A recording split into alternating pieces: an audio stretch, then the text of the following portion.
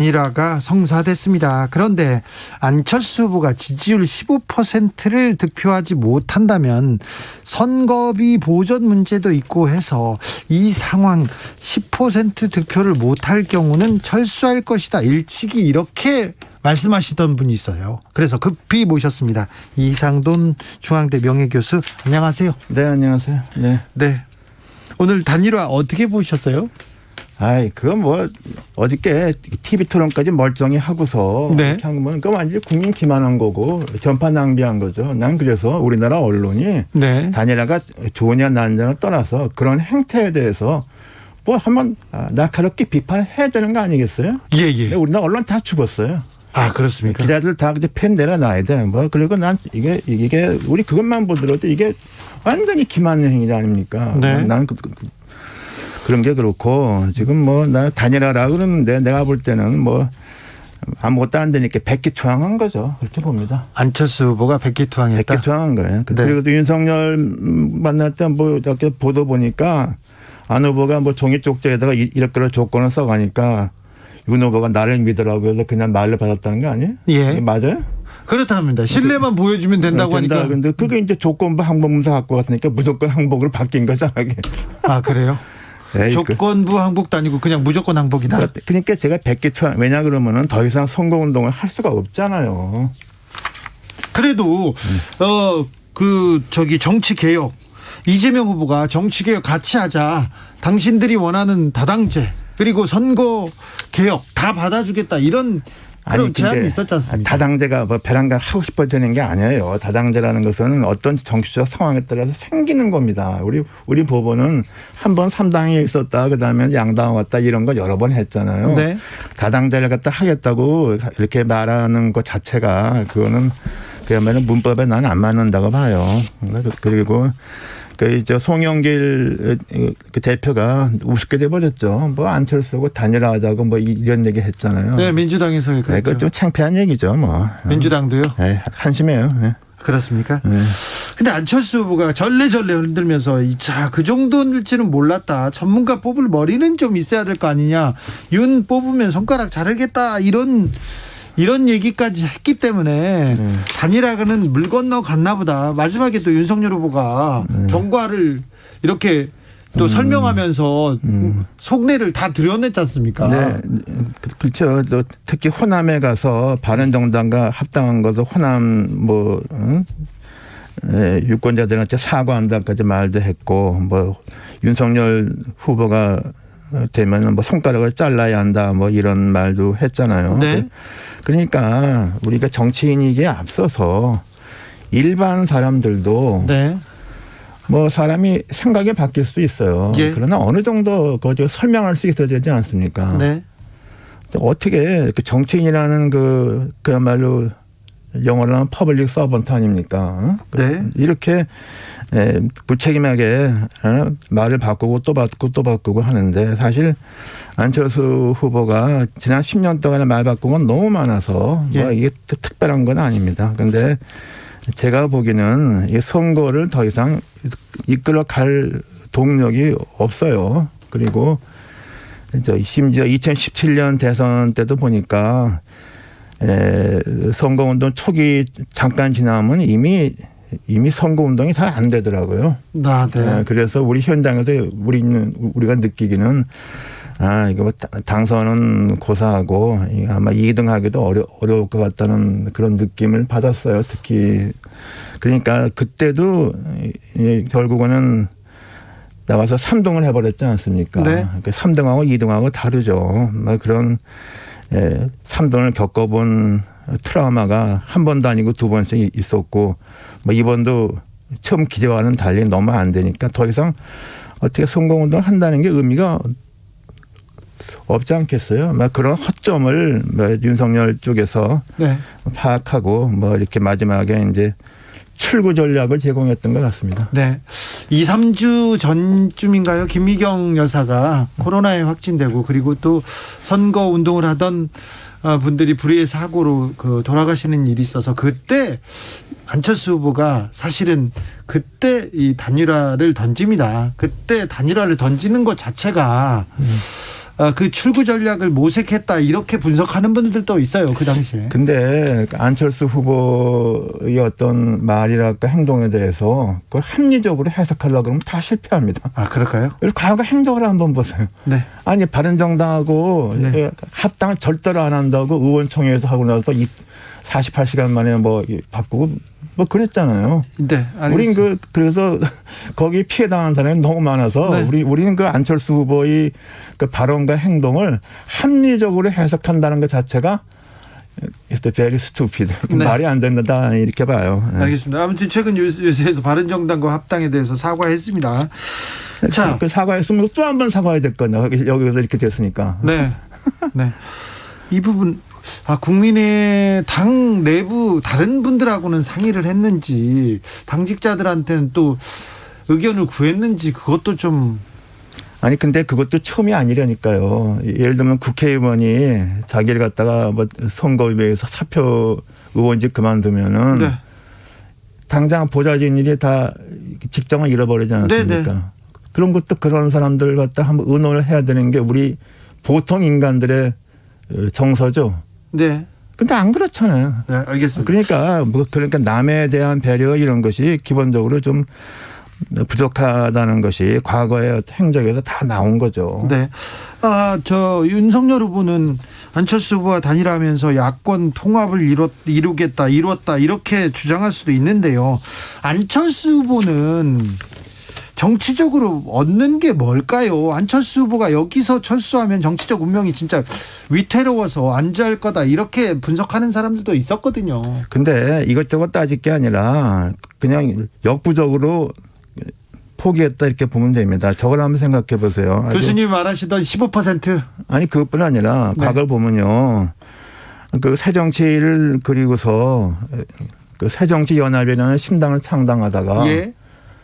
내가 그때 윤여준 장관님한테 그 네. 준비위원장 했을 거야. 내가 그래서 그랬다고. 지금 안철수 신당은 지역 신당이 아니라 지역 제3당이 아니라 가치를 추구하는 제3당이기 때문에 지방선거에 절대로 안 됩니다. 그런데 하다가 결국은 다 안 되고 포기하고서 어떻게 했어요? 그 민주당으로 들어갔잖아요. 네네. 합당했잖아요. 그래서 예. 많은 사람들이 실망시켰죠. 그것도 뭐냐면 철학이 있어 그런 게 아니라 해보다가 안 된 거 아니야. 근데 거기에 대해서 한번 민주당 가서 아주 그냥 혼이 나가지고서 그래도 소신껏 한번 했다는 게 제가 선거 같이 한 2016년 총선 아닙니까? 네.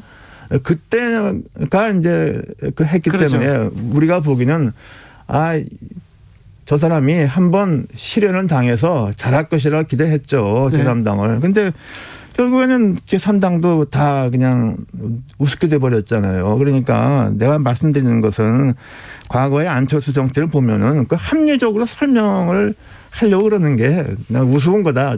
좀 너무 박한 평가인지 모르겠어요. 네.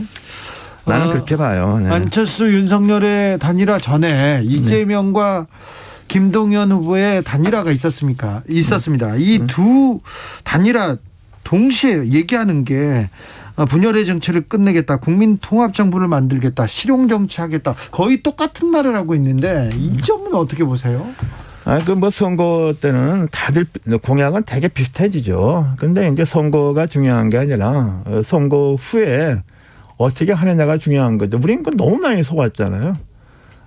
네. 국민 대통합하겠다 뭐 다 속았잖아요. 그러니까 이것은 선거 앞두고서 이렇게 얘기하는 것은 다 좀 깎아서 봐야 됩니다. 깎아서 봐서 과연 이 사람들이 그러니까 제가 언젠가 한번 방송에서도 지금 당장의 두 후보나 두 당의 모습을 보지 말고 최소한 더 과거 10년 동안의 두 후보의 공적 활동의 행적을 보고 두 정당의 과거 10년 동안의 한 행적을 보고서 유권자들이 좀 넓게 판단해야 한다는 것이 제가 한번 말씀드린 바도 있죠. 그렇죠.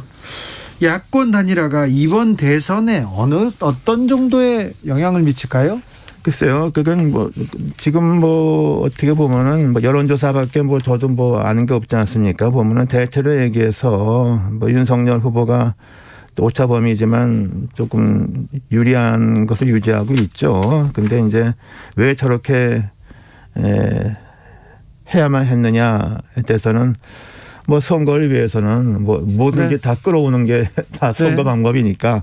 그리고 이제 무엇보다도 그 안철수 후보는 뭐 더 이상 어떻게 할 수가 없잖아요. 뭐 3동으로 그냥 초라하게 패배하는 것보다는 어떤 명분을 찾아서 출구를 찾는 게 나오니까 그 점에서 뭐 이해가 서로 맞았다고 봅니다. 안 후보는요. 그러면 안철수는 어떤 정치적인 길을 갈까요? 총리나 내각 아니면 당권 여러 길이 보일 텐데요. 그건 나는 관심이 없어요. 나한테 묻지 마라. 아, 그렇습니까? 알겠어요. 네. 더불어민주당에서 지난 주말에 정치개혁안을 당론으로 채택했습니다. 개헌이 들어갑니다. 대통령 4년 중임제로 1년 임기를 줄이겠다. 그리고 책임 총리제, 그리고 선거법도 개정하겠다. 여러 정치 개혁안을 담고 있는데 이 부분은 어떻게 평가하시는지? 그게 그런 문제를 저도 뭐 개헌 특위에서도 논의했고 저는 뭐 또 뭡니까 미국 헌법도 오래전부터 공부하지 않았습니까? 네. 비교헌법에서. 그런데 그런 것이 무슨 우리의 어떤 현상적인 문제를 제도적으로 다 책임을 돌리는 것은 그것도 난 좀 한계가 있고 예. 어느 제도든 간에 여러 가지로 그 장단점이 있는데 근데 지금 논의되는 거는 대통령제하고 의원내각제를 이렇게 결부하는 것인데 그렇죠. 그게 서로 장점만 해서 따서 두 개가 되는 좋겠는데 또 그렇지 않을 수 있어요. 그리고 그 자체가 여러 가지 또 다른 문제를 야기할 수도 있어요. 그래서 이것저것 따져보면은 그거 하나하나가 그렇게 쉬운 건 좀 없다고 봅니다. 다만 이제 20대 국회 개헌특위에서도 대체로 보면은 좀 유럽의 핀란드나 오스트리아처럼 대통령을 직선으로 뽑되 사실상 의원내각제 의회 중심의 정부가 많은 학자들이나 전문가들 또 의원들도 되게 그게 옳다고 그랬어요. 그런데 그걸 거부한 사람이 누구냐 하면 안철수, 문재인 두 사람이었어요. 그 당시. 그래서 개헌 논의가 다 스톱돼 버린 거죠. 예. 그러니까 뭐 이제 현재 뭐 이재명 후보에서 이런 얘기 나오는데 민주당이 지금 이런 얘기 하는데 저는 그 문제는 일단은 대통령 선거가 끝난 다음에 좀 다시 한번 이게 따져볼 일이지 이렇게 뭐 급하게 될 것도 아니라고 봅니다. 그래서 뭐 현재의 어떤